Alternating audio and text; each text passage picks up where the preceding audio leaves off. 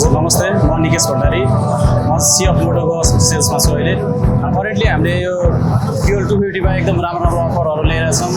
अहिले तपाईँको हामीले लगभग फागुनको अन्तिममा हामीले लन्च गरेको। फागुनदेखि हामीलाई चैत, वैशाख, जेठ, असार, साउन गरेर एकदम राम्रो फिडब्याकहरू आइरहेको छ ड्युलको लागि।